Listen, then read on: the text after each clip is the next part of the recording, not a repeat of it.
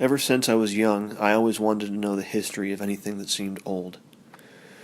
What is it? Why is it here? Where did it come from? This included abandoned cars, old equipment, and especially old places. And for me, this includes the vestiges left behind on campus of the Foothills' first permanent residence. The 750 California volunteers brought into the territory to protect the overland mail route during the Civil War, though they were also tasked protecting new settlements from violent indigenous incursions as well.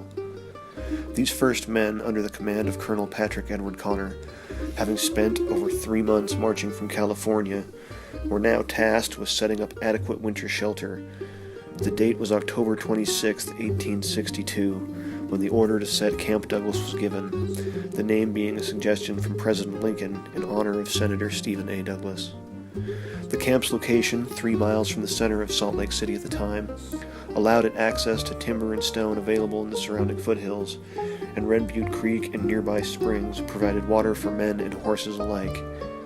The camp also benefited from trade with Mormon settlers in the city below.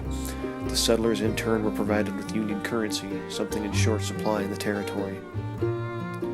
This is not to insinuate that the relationship between Colonel Connor, the territorial representative for the federal government, and the followers of Brigham Young was not without contention.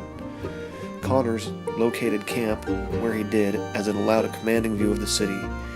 He openly sought approval from his commanding officers to combat the spread of Mormonism, and sought to diminish their influence by diluting their numbers, something he strove to do through his promotion of mining within the territory.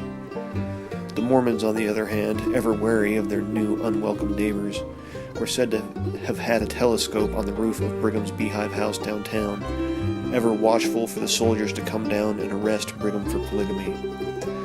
They also sought to have the camp moved for encroachment upon the city, though city plans at the time were drawn only out to 10th East, still some distance from the border of the 10,000-plus acre reservation set out for the camp.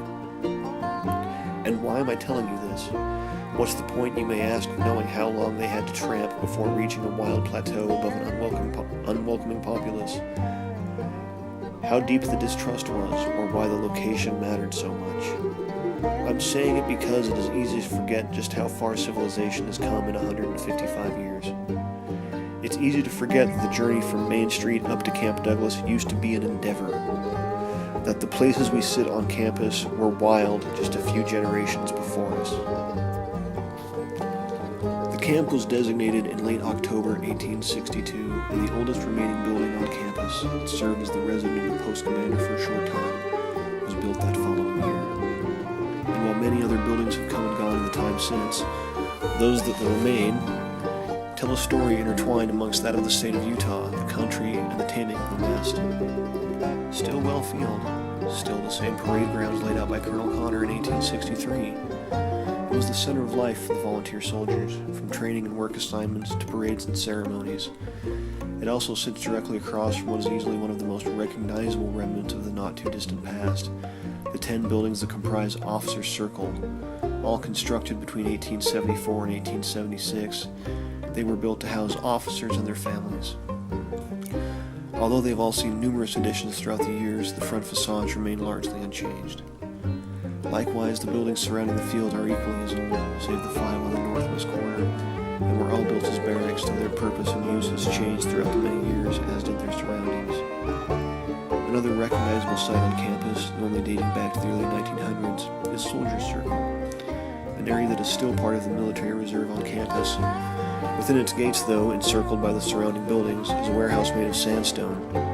Built in 1886 as a stable for 96 horses, it has seen additions built down each side in the years of the Works Progress Department. The rather forlorn-looking building across the street, it was built in 1884 from stone salvaged from an even earlier building. Through the years, it has housed a bakery, a veterinarian clinic, various offices, and a radio station for the Signal Corps. Other prominent features of the early building period that still remain are the post chapel and headquarters. Up until the completion of the post chapel sometime after 1884, services had been held in a large tent that the chaplain had brought from San Francisco. Something missing down in Chapel Glen? There used to be a streetcar line that ran up to the camp along this gentler slope. At 75 cents each way, it was not a bargain. As time passed, improvements came to the post.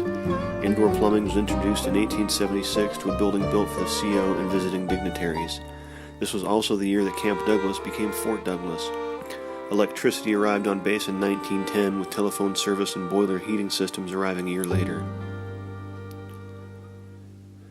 This was also around the time of another building period at the fort. What we see today from this period are the quarters for the non-commissioned officers, as well as the new post hospital and 2 new houses for the hospital stewards.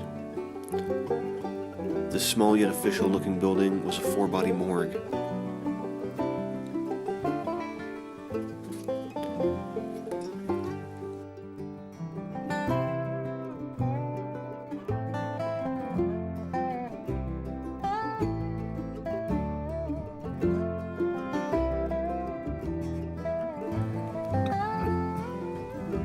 This was followed by all of the improvements made by the Works Progress Department a few decades later. This included replacing the wooden porches with concrete throughout the fort. The Works Progress Department also built a swimming pool, as well as the gate posts at the fort.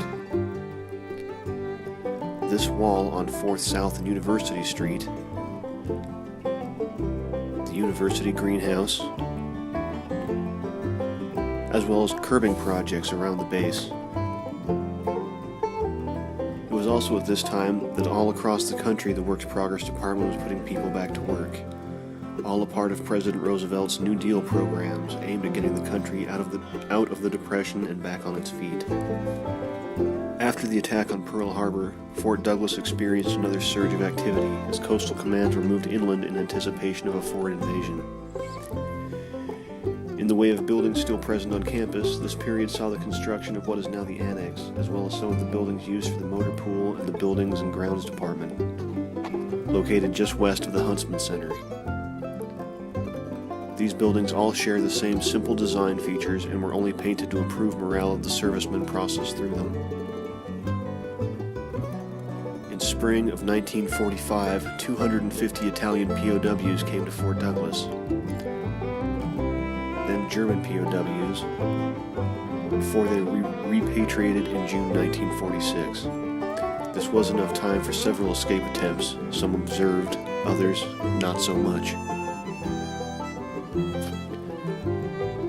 After the war, the same buildings that were used to process enlistees into the Army would be used to process the men being discharged as well. The buildings were then leased to the University of Utah and various other entities. Through all of the years, just off of campus, is the site of the Volunteers' original encampment on the far side of Red Butte Creek. The cemetery was designated in 1862, not far from the same spot. Some of its first patrons were soldiers killed in what was called the Battle of the Bear River. We know it today as the Bear River Massacre. The cemetery also contains a monument to 23 German POWs that died while being held at the fort.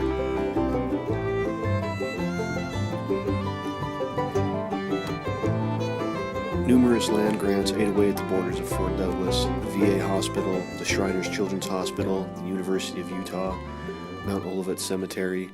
The once sprawling frontier post is now around 68 acres and is seldom ever quiet. It's hard to imagine it as a place where the soldiers were once afraid to take their dates into the foothills for fear of wild animals. Even harder still to imagine it as they found it, an untamed plateau looking over a frontier settlement with winter getting ready to set in.